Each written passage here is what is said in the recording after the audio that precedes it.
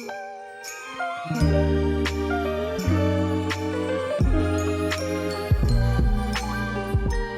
know it, I know it, OLED is the way to go if you want the best image quality possible out of a display.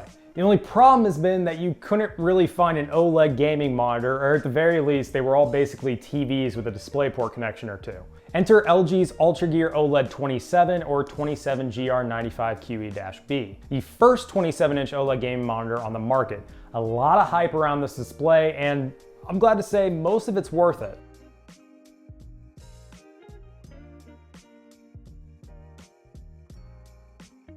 Welcome back to Digital Trends, I'm Jake, and I've spent a couple of weeks with the LG 27GR95QE-B. And let's just get this out of the way up front, it's easily one of the best gaming monitors you can buy right now. Now, that doesn't mean it's perfect. There are definitely some problems, particularly with text clarity and SDR brightness, but there's no denying that the OLED 27 hits a sweet spot for high-end gaming monitors that most displays just can't manage.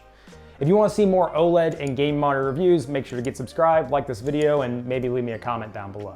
All right, let me rattle off some quick specs for you. The OLED 27 is a 27-inch 16:9 monitor with a 1440p resolution. That's 2560 by 1440. It has a 240 Hz refresh rate, and LG claims a response time of 0.03 milliseconds. LG also says it has a peak brightness of 1000 nits and a 1.5 million to 1 contrast ratio. For all of that, LG is asking $1,000. And that's really the best place to start because $1,000 for a 1440p monitor is the giant elephant in the room with this display. After all, you can score premium 4K gaming monitors like the Sony InZone M9 or Cooler Master GP27U for less money. LG is asking more money for less resolution, but the conversation is a little bit more complicated than that. I have a gaming monitor buying guide that gets into this topic more, but the UltraGear 27 brings pixel density into the forefront of the conversation. Sure, it has a lower resolution than cheaper 4K game monitors, but it's also only 27 inches big. It actually has a higher pixel density in the display like the Asus ROG PG42UQ, which all of that is to say, yes, lower resolution, but it still looks very sharp. The price is also pretty reasonable for what LG is offering here. Alienware's 34QD OLED is still the crown jewel of gaming monitors, and the UltraGear OLED 27 is basically that monitor with the ultra-wide 21:9 wings cut off. And for that sacrifice, LG is offering a sizable bump in refresh rate and a price that's anywhere from $100 to $300 less than Alienware's monitor. In that context, the price doesn't seem as crazy as it does at first glance. If anything, I think 1440p is an advantage for LG. A monitor like Samsung's Odyssey Neo G8 offers 4K at 240 Hz, which is still extremely difficult for most gaming PCs to drive. 1440p makes a lot more sense for this high of a refresh rate, where you can easily cap out a game like Overwatch 2 or Fortnite that might struggle if you're running them at 4K. On the flip side, it's true that you can get a faster 1440p monitor for around the same price, like the ROG Swift PG27AQN that comes with a 360 Hz refresh rate. But the UltraGear OLED 27 excels when it comes to motion clarity. OLED comes with very low response times. LG says 0.03 milliseconds, which is a bit optimistic, but you're still looking at a fraction of a millisecond. Combined with the 240 Hz refresh rate, you're getting motion clarity on the level of a 360 Hz monitor, making LG's latest display a great choice if you're really into competitive games. That's true, but the big boost here comes to cinematic gaming. OLED brings exceptional HDR in games like Cyberpunk 2077, Destiny 2, and Guardians of the Galaxy. Turning on HDR, it truly feels like the way these games were meant to look. The only monitor that even gets close to matching is Alienware's 34QD OLED, which shouldn't come as a surprise. OLED really is the way to go for that cinematic HDR gaming experience. It's not like OLED is free of issues though. Burn-in is possible if you plan on using the monitor a lot outside of gaming, where static elements will slowly fade into the screen. LG has some pixel shifting features to save the panel, as well as an automatic screensaver, but burn-in is always a possibility with OLED. The actual threat really depends how you use the monitor, so I don't want to freak anyone out here. It takes hundreds of hours for even completely stationary elements to show the slightest signs of burn-in.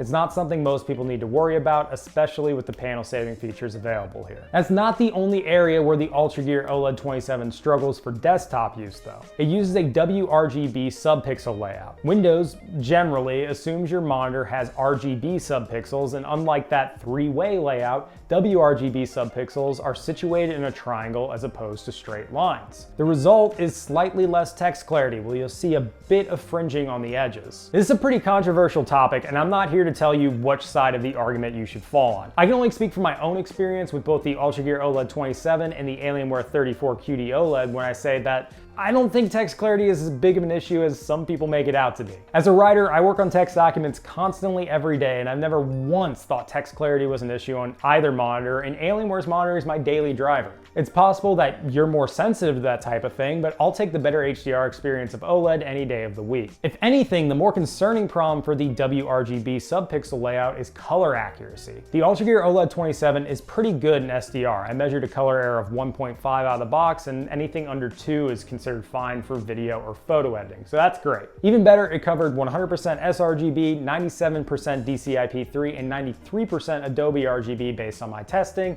so you can definitely do some content creation on this monitor in SDR. HDR is where color accuracy struggles, and mainly because it hinges on the white subpixel to get the screen really bright. As the brightness increases, the color saturation, and therefore the color accuracy, goes down. So very accurate in SDR, but if you want to do some photo or video editing, best to leave HDR turned off. That's not to say that HDR looks bad, and in fact, HDR is the best way to experience this monitor. In SDR, it doesn't get very bright. I measured a peak brightness of 240 nits in SDR, and based on some other reviews I've seen, that's really the best case scenario. Even your run-of-the-mill IPS panel can easily hit 400 to 450 nits of peak brightness. The real advantage here isn't brightness, but contrast. In SDR, I measured a contrast ratio of 250,000 to 1. With IPS, you're looking at around 1,000 to 1, and VA can push that up to 3,000 to 1. Theoretically though, this monitor has an infinite contrast ratio. Remember, OLED provides true black levels where the pixel can turn off completely. LG claims 1.5 million to 1, but it could have easily said 1 million to 1 or infinity to 1.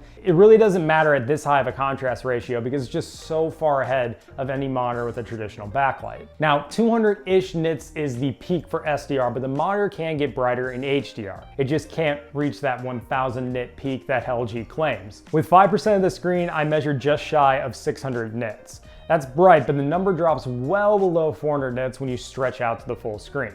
Overall, this is a pretty dim monitor. Now, does that actually make a big difference in using it? Not really.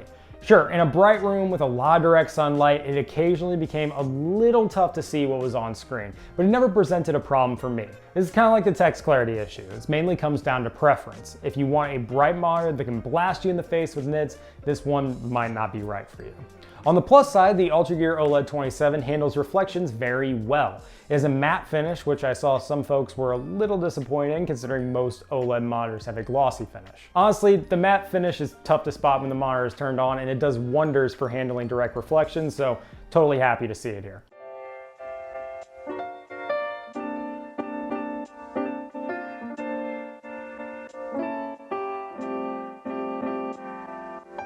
All right, that was a lot about image quality, gaming, and HDR, but there are some other aspects I want to touch on. First, the stand.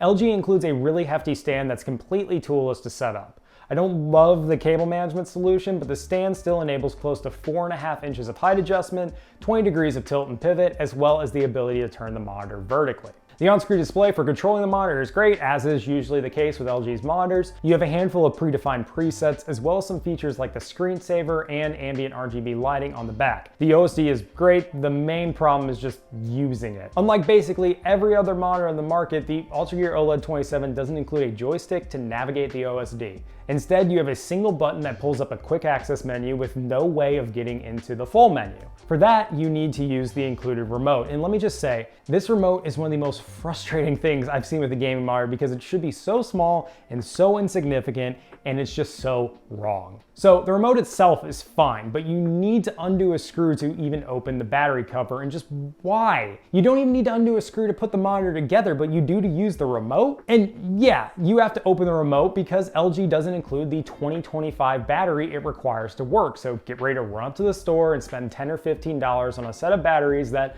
I'm guessing you probably don't have laying around. I know this seems like small potatoes, and to some degree it is, but considering you need the remote to access basic functions of the monitor, LG should have at the very least included a battery for you to use in the box. The remote itself is kind of janky too, because it uses an IR sensor under the monitor that only works if the remote is pointed directly at it. Come on LG, it's 2023, we can do better than this. Controlling the monitor is a big fumble, but that shouldn't distract from the main part of this monitor, the monitor itself. Even the spec sheet can drum up some very passionate emotions about what it does, from the resolution to the brightness to the fact that it's OLED. And hey, there are some elements that are unacceptable to you. There are a ton of really excellent gaming monitors at $1,000. But there's no denying that the UltraGear OLED 27 captures the frantic motion clarity of an esports monitor and the cinematic HDR experience of a QD OLED monitor in a single display in a way that no other game monitor has. It's the best of both worlds situation, and sure, there are compromises along the way, but when you actually sit down and use the monitor for its intended purpose, gaming, it blows most other displays out of the water.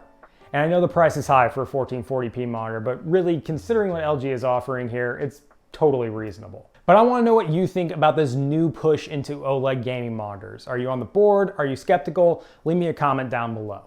While you're down there, make sure to leave a like on this video if you enjoyed it, and get subscribed so you don't miss any new videos from Digital Trends. All right, I'm out of here. Thanks for watching, everyone.